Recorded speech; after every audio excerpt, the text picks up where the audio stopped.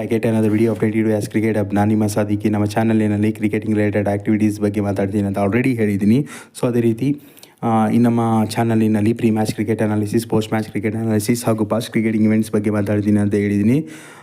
So ಯಾರ್ಯಾರು ಚಾನಲ್ನ subscribe ಮಾಡಿಲ್ಲ ದಯವಿಟ್ಟು ನನ್ನ ಚಾನಲ್ನ ಸಬ್ಸ್ಕ್ರೈಬ್ ಮಾಡಿ, ಶೇರ್ ಮಾಡಿ, ಕಮೆಂಟ್ ಮಾಡಿ. ಸೊ ನೀವು ಅತಿ ಹೆಚ್ಚು ಜನ ಯಾರ್ಯಾರು ವಾಚ್ ಮಾಡ್ತಾಯಿದ್ದೀರಾ ದಯವಿಟ್ಟು ವಿಡಿಯೋನ ಪೂರ್ತಿ ವಾಚ್ ಮಾಡಿ. ಸೊ ನಿಮ್ಮ ಒಂದು ಸಣ್ಣ ಶೇರ್, ಸಣ್ಣ ಸಬ್ಸ್ಕ್ರೈಬ್, ಸಣ್ಣ ವಾಚಿಂಗ್ ಪ್ರಮಾಣ ಸೊ ನನ್ನ ಬೆಳವಣಿಗೆಗೆ ತುಂಬ ಇಂಪಾರ್ಟೆಂಟ್ ಆಗುತ್ತೆ. ದಯವಿಟ್ಟು ಎಲ್ಲರೂ ಶೇರ್ ಮಾಡಿ, ಸಬ್ಸ್ಕ್ರೈಬ್ ಮಾಡಿ, ಕಮೆಂಟ್ ಮಾಡಿ, ಲೈಕ್ ಮಾಡಿ. ಸೊ ನಮಗೆ ಆಲ್ರೆಡಿ ಗೊತ್ತಿದೆ.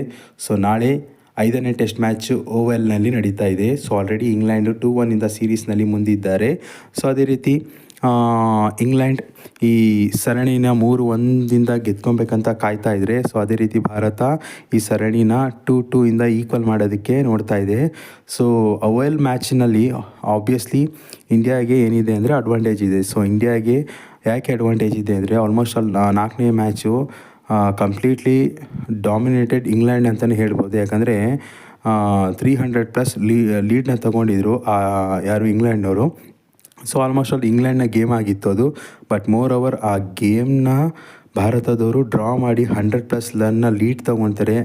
But more than that may be ಆ ಶೀಟ್ಸಲ್ಲಿ ಡ್ರಾ ಅಂತ ಕನ್ಸಿಡರ್ ಆದ್ರೂ ಬಟ್ ಸೈಕಾಲಜಿಕಲಿ ಅದು ಇಂಡಿಯಾದು ವಿನ್ ಆಗಿರುತ್ತೆ. ಯಾಕಂದರೆ 5 ಸೆಷನ್ಸ್ನ ಆಡಿಬಿಟ್ಟು ಮ್ಯಾಚ್ನ ಡ್ರಾ ಮಾಡಿರ್ತಾರೆ. But psychologically it is an Indian win ಅಂತಲೇ ಹೇಳ್ಬೋದು. But on the papers it will be considered as a draw. So ನಾಳಿನ ಪಂದ್ಯದ ಬಗ್ಗೆ ಮಾತಾಡಬೇಕಂದ್ರೆ ಸೊ ಇಂಗ್ಲೆಂಡ್ನಲ್ಲಿ ಕೆಲವೊಂದು ಬದಲಾವಣೆಗಳಾಗಿದ್ದಾವೆ. So Jofra Archer, Ben Stoke, Liam Dawson, Brydon cost ಇವರು 4 ಜನ ನಾಳೆ ಪಂದ್ಯ ಆಡ್ತಾ ಇಲ್ಲ. ಇವರ ಜಾಗದಲ್ಲಿ Gus Atkinson, Josh Tongue, Jacob Bethell ಹಾಗೂ ಜೇಮಿ ಓವರ್ಟನ್ ಅವರು ಇವರ ಸ್ಥಾನಗಳನ್ನು ತುಂಬಲಿದ್ದಾರೆ. So almost all like to like ರಿಪ್ಲೇಸ್ಮೆಂಟ್ಸ್ಗಳಂತಲೇ ಹೇಳ್ಬೋದು.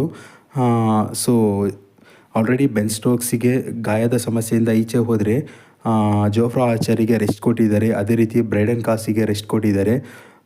ಸೊ ಲಿಯಮ್ ಡೌಸನ್ನ ಈ ಮ್ಯಾಚಿಂದ ಕೊಟ್ಟಿದ್ದಾರೆ. ಸೊ ಈ 4 ಜನ ವ್ಯಕ್ತಿ ಇವ್ರುಗಳ ಸ್ಥಾನಗಳನ್ನ ತುಂಬ್ತಾ ಹೋಗ್ತಾರೆ. ಅದೇ ರೀತಿ ಇಂಡಿಯನ್ ಟೀಮ್ ಬಗ್ಗೆ ಮಾತಾಡ್ತಾ ಹೋದರೆ ಆಬ್ವಿಯಸ್ಲಿ ನಾಳಿನ ಪಂದ್ಯ ಜಸ್ಪ್ರೀತ್ ಬುಮ್ರಾ ಅವರು ಆಡ್ತಾ ಇಲ್ಲ. ಸೊ ಯೂಶಲಿ ನಮಗೆ ಗೊತ್ತಿದೆ. ಸೊ ಆಲ್ರೆಡಿ ಈ ಸೀರೀಸ್ ಕಂಡಕ್ಟ್ ಆಗೋಕ್ಕಿಂತ ಮುಂಚೆನೇ ಇಂಡಿಯನ್ ಟೀಮ್ ಅಥವಾ BCCIಯಿಂದ ಒಂದು ಮೆಸೇಜ್ ಬಂದಿತ್ತು, Bumrah is going to be playing only 3 test matches. So ಅದೇ ರೀತಿ ಸೊ ಅವ್ರು ನಾಳಿನ ಪಂದ್ಯನ ಆಡ್ತಾ ಇಲ್ಲ ಅಂದ್ರೂ ಸೊ ಇಂಡಿಯಾಗೆ ಅಡ್ವಾಂಟೇಜ್ ಇದೆ. ಸೊ ನಾಳೆ ಪ್ರಾಬಬಲ್ 11 ಅಂತ ಮಾತಾಡ್ತಾ ಹೋದರೆ ಭಾರತದ ಪರ obviously Yashasvi Jaiswal, KL Rahul opening ಮಾಡಿದ್ರೆ ನಂಬರ್ 3 ಸಾಯಿ ಸುದರ್ಶನ್ ಬರ್ತಾರೆ. ಅದೇ ರೀತಿ number 4 Shubman Gill, number 5 Washington Sundar, number 6 Ravindra Jadeja, number 7 Dhruv Jurel, number 8 Shardul Thakur, number 9 it may be Akash Deep and number 10 Prasidh Krishna, number 11 Mohammed Siraj. So ಇಲ್ಲಿ ಶಾರ್ದೂಲ್ ಠಾಕೂರ್ ಜಾಗದಲ್ಲಿ ಇಬ್ಬರು ಕಂಟೆಂಡರ್ಸ್ಗಳಿದ್ದಾರೆ. ಕುಲ್ದೀಪ್ ಯಾದವ್ ಅಥವಾ ಅಶ್ದೀಪ್ ಸಿಂಗ್ ಆಡ್ಬೋದು. ಸೊ ಇಂಡಿಯಾ ಶಾರ್ದೂಲ್ ಠಾಕೂರ್ ಅವ್ರನ್ನೇ ಆಡಿಸ್ಬೋದು ಅಂತ ಅಂದ್ಕೊಂಡಿದ್ದೀನಿ. ಸೊ ಅದೇ ರೀತಿ ಓವಲ್ ಪಿಚ್ನ ರೆಕಾರ್ಡ್ಸ್ಗಳನ್ನ ನೋಡ್ತಾ ಹೋದರೆ ಸೊ ಇಂಡಿಯಾ ಇಲ್ಲಿ 17 ಮ್ಯಾಚಸ್ಗಳನ್ನ ಆಡಿದೆ, 2ರಲ್ಲಿ ವಿನ್ ಆಗಿದೆ, 7 ಮ್ಯಾಚಸ್ಗಳು ಡ್ರಾ ಆಗಿದೆ. ಸೊ ಅದೇ ರೀತಿ ಇಂಡಿಯಾ ಇಲ್ಲಿ 6 ಮ್ಯಾಚಸ್ಗಳನ್ನ ಸೋತಿದೆ. ಸೊ ಅದೇ ರೀತಿ ಇಂಗ್ಲೆಂಡ್ನ ರೆಕಾರ್ಡ್ ನೋಡ್ತಾ ಹೋದರೆ ಈ ಮೈದಾನದಲ್ಲಿ ಸೊ ಇಂಗ್ಲೆಂಡ್ 106 ಮ್ಯಾಚಸ್ನ ಆಡಿದೆ, 45ನಲ್ಲಿ ವಿನ್ ಆಗಿದ್ದಾರೆ, 37 ಮ್ಯಾಚಸ್ ಡ್ರಾ ಆಗಿದೆ, 24 ಮ್ಯಾಚಸ್ಸು ಇಲ್ಲಿ ಸೋತಿದ್ದಾರೆ. ಸೊ ಹೈಯೆಸ್ಟ್ ರನ್ ಗೆಟರ್ ಅಂತ ಹೇಳಿದ್ರೆ ಇಂಗ್ಲೆಂಡಿಗೆ ಲೆನ್ ಹಂಟನ್. ಸೊ ಅವರು 1521 ರನ್ಸ್ನ ಹೊಡೆದಿದ್ದಾರೆ ಸೊ ಇಂಗ್ಲೆಂಡ್ ಪರ. ಸೊ ಅದೇ ರೀತಿ ಭಾರತದ ಪರ ರಾಹುಲ್ ದ್ರಾವಿಡ್ 443 ರನ್ಸ್ನ ಹೊಡೆದಿದ್ದಾರೆ. ಸೊ ಹೈಯೆಸ್ಟ್ ವಿಕೆಟ್ ಟೇಕರ್ಸ್ ಬಗ್ಗೆ ಮಾತಾಡ್ತಾ ಹೋದರೆ ಇಯನ್ ಬೋಥಮ್ ಈ ಪಿಚ್ನಲ್ಲಿ 53 ವಿಕೆಟ್ಸ್ನ ತಗೊಂಡಿದ್ದಾರೆ, ರವೀಂದ್ರ ಜಡೇಜಾ 11 ವಿಕೆಟ್ಸ್ನ ಪಡೆದಿದ್ದಾರೆ. ಸೊ ಅದೇ ರೀತಿ ಪಿಚ್ ಕಂಡೀಷನ್ನ ಮಾತಾಡ್ತಾ ಹೋದರೆ so obviously oval it is going to be supporting for the pacers. So ಮೊದಲನೇ ದಿನ ಸೀಮ್ ಇರುತ್ತೆ, ಮೂಮೆಂಟ್ ಇರುತ್ತೆ. ಪರ್ಟಿಕ್ಯುಲರ್ಲಿ ಓವರ್ ಕಾಸ್ಟ್ ಕಂಡೀಷನ್ ಏನಾದರೂ ಇದ್ದರೆ ಸೊ ಬಾಲ್ ಜಾಸ್ತಿ ಸೀಮು ಮತ್ತು ಸ್ವಿಂಗ್ ಆಗ್ತಾ ಇರುತ್ತೆ. ಸೊ ಬ್ಯಾಟರ್ಸಿಗೆ ಒಂದು ಸ್ವಲ್ಪ ಡಿಫಿಕಲ್ಟ್ ಆಗುತ್ತೆ ಮೊದಲನೇ ಸೆಷನ್ ಆಡೋದು. ಸೊ ಅದೇ ರೀತಿ ಡೇ 2 ಡೇ 3 ಅಂತ ಹೋದಾಗ it is ideal pitch for bats, ಯಾಕಂದರೆ ಪಿಚ್ ಸೆಟಲ್ ಆಗಿರುತ್ತೆ, ಕರೆಕ್ಟಾಗಿ ಬ್ಯಾಟಿಗೆ ಬಾಲ್ ಬರ್ತಾ ಇರುತ್ತೆ. ಸೊ ಅದೇ ರೀತಿ ಡೇ 4 ಮತ್ತು ಡೇ 5 ಅಂತ ಮಾತಾಡ್ತಾ ಹೋದರೆ obviously this pitch is definitely is going to be supporting for the spinners.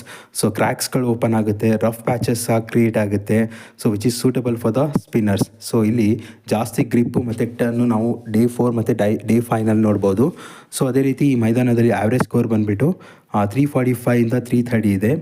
So ಯಾರ್ದು ಬೌಲಿಂಗ್ ತುಂಬ ಸ್ಟ್ರಾಂಗ್ ಆಗಿರುತ್ತೆ definitely they are going to be winning the matches. ನನ್ನ ಪ್ರಕಾರ ಆಬ್ವಿಯಸ್ಲಿ ಇಂಡಿಯನ್ ಬೌಲಿಂಗ್ ಸ್ಟ್ರಾಂಗ್ ಇದೆ compare to England bowling. So obviously India ನನ್ನ ಪ್ರಕಾರ 5ನೇ test ಮ್ಯಾಚ್ನ ಗೆದ್ದುಬಿಟ್ಟು ಈ ಸೀರೀಸ್ನ 2-2 ಮಾಡ್ತಾರೆ. ಸೊ ಮತ್ತಷ್ಟು ವೀಡಿಯೋಗಾಗಿ ವೆಯ್ಟ್ ಮಾಡ್ತಾಯಿರಿ. ಸೊ ನಾಳೆ after the completion of day 1 video ಬರುತ್ತೆ. ದಯವಿಟ್ಟು ಎಲ್ಲರೂ ವಾಚ್ ಮಾಡಿ, ಶೇರ್ ಮಾಡಿ, ಸಬ್ಸ್ಕ್ರೈಬ್ ಮಾಡಿ. ಸೊ ಎಲ್ಲರಿಗೂ ಧನ್ಯವಾದಗಳು.